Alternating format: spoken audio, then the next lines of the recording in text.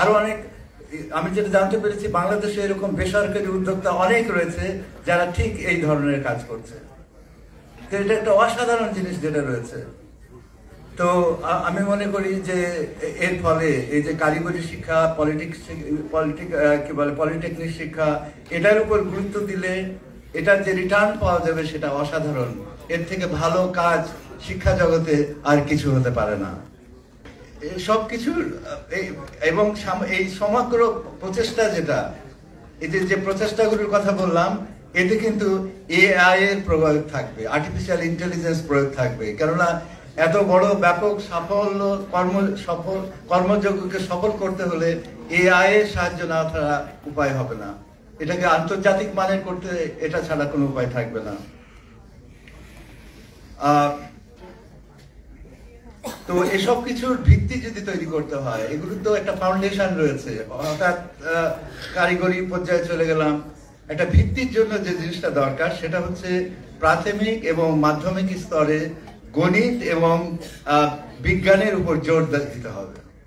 এটা করতেই হবে to make the foundation, and it's possible.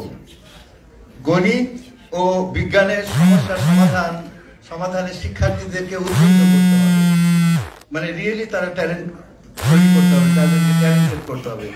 শিক্ষার্থীদের গণিত অলিম্পিয়াড, বিজ্ঞান অলিম্পিয়াড প্রভৃতিতে অংশগ্রহণে উৎসাহিত করতে হবে। কৃত্রিম বুদ্ধিমত্তা উদ্ভাবনে নিয়ন্ত্রণ করে আগামী বিশ্বকে নেতৃত্ব দেওয়ার জন্য কয়েকটি বিশ্ববিদ্যালয় সেন্টার অফ এক্সেলেন্স হিসাবে গড়ে তুলতে হবে, যেখানে কৃত্রিম বুদ্ধিমত্তার উপর মৌলিক, তাত্ত্বিক ও ব্যবহারিক গবেষণা করে নিজস্ব কৃত্রিম বুদ্ধিমত্তা ভিত্তিক নানান প্রযুক্তি তৈরি করা সম্ভব হবে। এসব কিছু নেতৃত্ব দিতে পারেন আজকের সম্মানিত স্পিকার, অসাধারণ প্রতিভাবান শিক্ষাবিদ professor Saidur Rahman. Let's give a big hand for him. And আমি কিন্তু এই জিনিসটা এমনি বলার জন্য বলছি না, I really mean it. এই ধরনের যেটা করা হবে গোটাটা নেতৃত্ব দিবেন সাইদুর রহমান, এটা আমার প্রত্যাশা আর কি। That's my dream. হারিয়ে যাচ্ছে, এটা খুব খারাপ, ব্যাড ডেজ আর এক্সিস্টিং। তবে আশার কথা আছে, আশার কথাগুলো আমি দেখেছি কয়েকটা বিশ্ববিদ্যালয়ে গিয়ে এবং কয়েকটা কলেজে গিয়েও আমি দেখেছি। সেখানে বহুবিধ দেখা যাচ্ছে যে বহুমাত্রিক ক্লাব রয়েছে, যে ক্লাবগুলিতে অনেক মানবিক গুণ বিকশিত করছে, তাদের পরিবেশের অভাবে সেগুলো মৃত্যু ঘটে। কিন্তু এই ক্লাবগুলো একটা সহায়ক হয় যার যে প্রতিভা আছে সেই প্রতিভাকে উজ্জীবিত করতে, উদ্দীপ্ত করতে, তাদেরকে উপরে তুলে ধরতে। তো সেটা খুবই আশার কথা। এবং এই ক্লাবগুলো একটা সামগ্রিক মানুষ তৈরি করে, একটা কমপ্লিট ম্যান তৈরি করে, কমপ্লিট ওম্যান তৈরি করে, কমপ্লিট সামগ্রিকভাবে। এটা বিস্ময়কর। এমনি পড়াশোনা করে কতটুকু তাদের কি হয়, তো কিন্তু এটা সামগ্রিক মানুষ হিসাবে তাদেরকে তৈরি করে। তো এটা খুব আশার কথা এবং আমার বিশ্বাস যে এটা বাংলাদেশকে অনেক দূর এগিয়ে নিয়ে যাবে।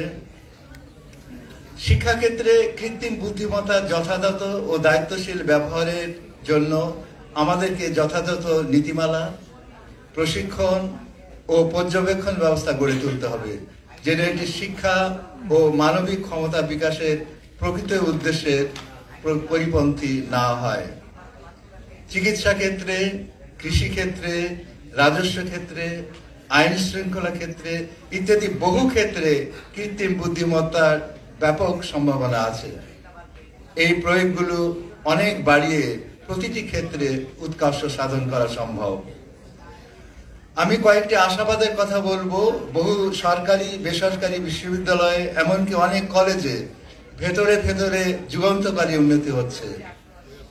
কোর্স শিক্ষার পাশাপাশি কর্মক্ষম করার জন্য চেষ্টা চলছে, উদ্যোক্তা করার জন্য, বহু কর্মক্ষম করার জন্য এবং উদ্যোক্তা তৈরির জন্য বহুবিধ কর্মশালা, ট্রেনিং ইত্যাদি হচ্ছে।